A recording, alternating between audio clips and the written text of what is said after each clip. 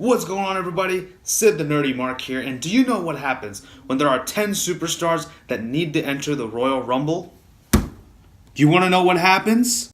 You just made the list! Oh my gosh. Welcome back to the List of NerdyMark, the show on my channel where I talk about things I want to see in the world of comic books, video games, anime, and pro wrestling in list format. So the Royal Rumble is 2 short weeks away, and I am very excited for this pay-per-view because it is my favorite of the big 5 pay-per-views. The reason why I love the Royal Rumble is because of its unpredictability. You never know who's coming out of the entrance ramp when that buzzer sounds. WWE does have that bad habit of putting out at least half the entrants in the Royal Rumble all over their social media, so that's unfortunate. However, some of the names have not been released, thankfully. I hope they don't. I hope they just keep this all a secret. But there are a handful of superstars that I personally would like to see in the Rumble, namely 10 of them. So here they are, my list of the 10 superstars that need to be in the Royal Rumble. Let's dive right in with number 1. Number 1. Alistair Black. Alistair Black is one of the pioneers of NXT. He's been with the company since 2016. Well, the brand since 2016.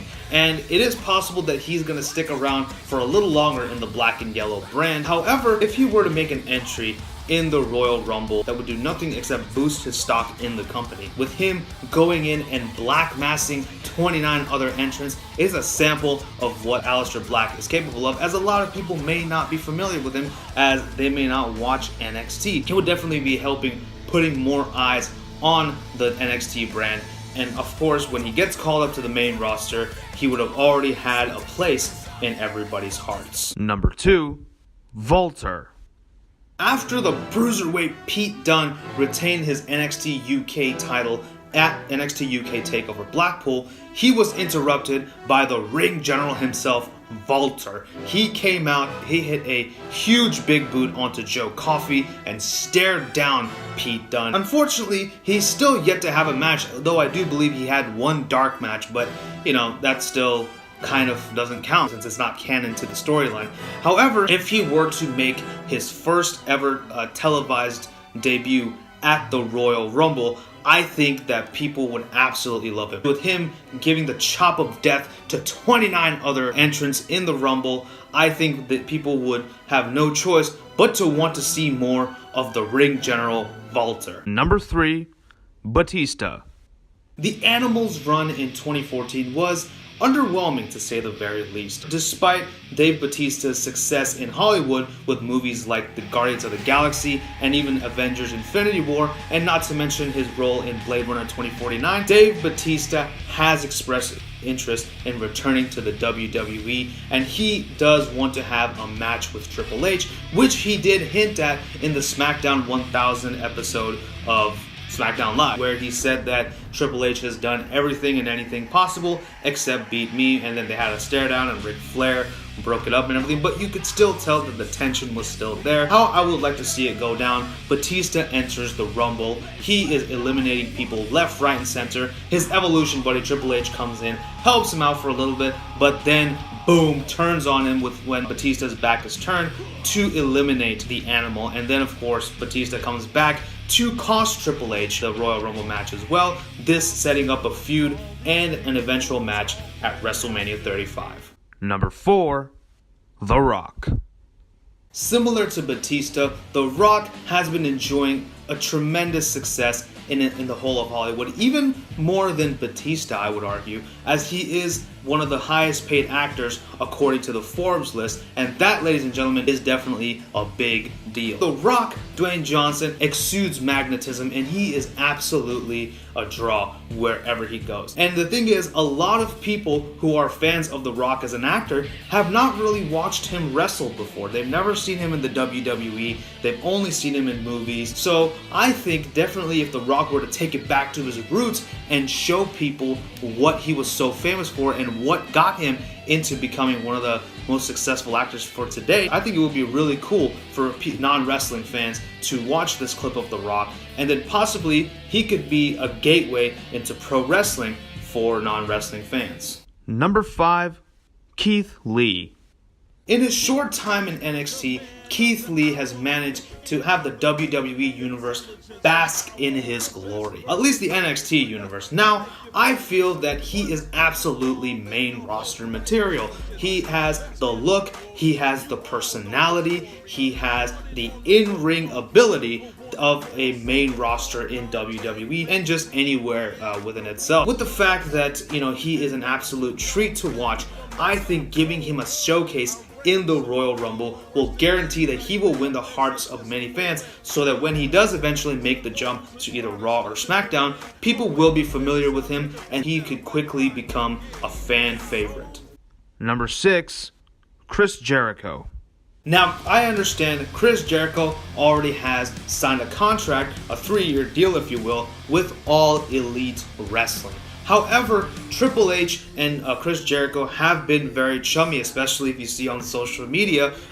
Chris Jericho did post a picture of him and Triple H and, really congratulating him and even tagging WWE. Now, honestly, maybe we don't need to really look that much into it. However, it is a sign, I feel, that the Ayatollah of Rock and Rolla returning to WWE is never out of the question. But since he is going to All Elite Wrestling, I think this would be a great way for him to say goodbye to the company for now. I would love for him and hopefully Seth Rollins to be the last 2 people standing in the Royal Rumble. These 2 to have a good back and forth. And finally, Chris Jericho being eliminated by the architect Seth Rollins. And finally raising Rollins' hand and saying goodbye to the WWE Universe and riding off into the sunset over to All Elite Wrestling. Number 7, Ricochet. My personal favorite high flyer, I feel Ricochet in his short time has done quite a bit in NXT, especially even with capturing the North American title from Adam Cole, baby. I thought that was fantastic. I feel that more audiences deserve to know what the man is capable of. Now, obviously, the indie fans and the hardcore wrestling fans and even people who just watch NXT do know what Ricochet is capable of, but the people who only watch Raw and SmackDown don't know. Imagine him being in the ring as a Royal Rumble entrant, chopping it up, I guess, as you kids say it, with the likes of Seth Rollins, Mustafa Ali, and even Rey Mysterio. Just imagine how great of a moment that would be to have all these high flyers come together and create some magic in the ring.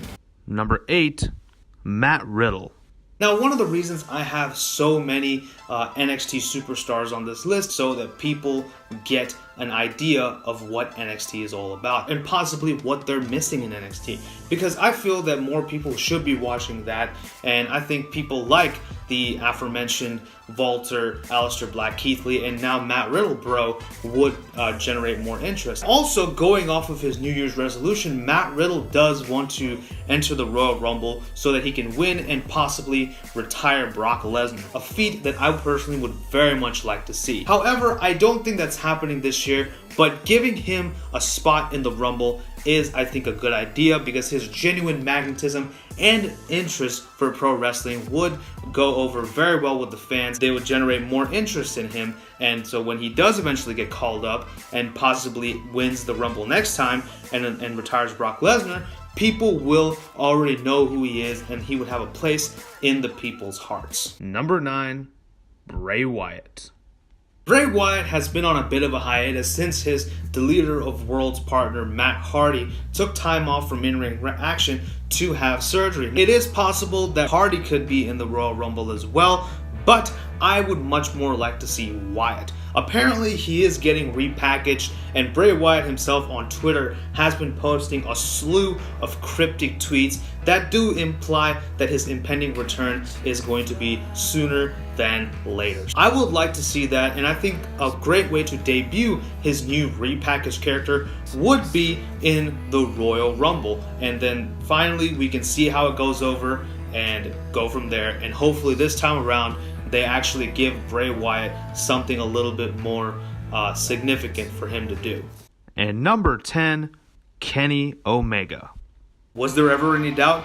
Obviously, my favorite wrestler should be in my favorite Big 5 pay-per-view. Now, I understand that his New Japan contract does end on the 31st, which is like 4 days after the Royal Rumble. However, the WWE are extremely hot on Kenny Omega, and he is absolutely a huge priority for Vince McMahon and Triple H. So I'm very sure that the WWE can pull some strings to have Kenny Omega enter the Rumble. And if you see in my nerd discussion, the cleaner is a draw anywhere he goes, so he will draw eyes to TV screens or glue butts into seats, if you will. So I think that he would be really awesome, and I think much like AJ Styles, the reaction that he would get is absolutely inevitable and undeniable. Let's just hope that they actually book him properly should he come to the Big W. So that pretty much concludes my list of the top 10 superstars that need to enter the Royal Rumble. Let me know who you would like to see in the Royal Rumble in the comments section below.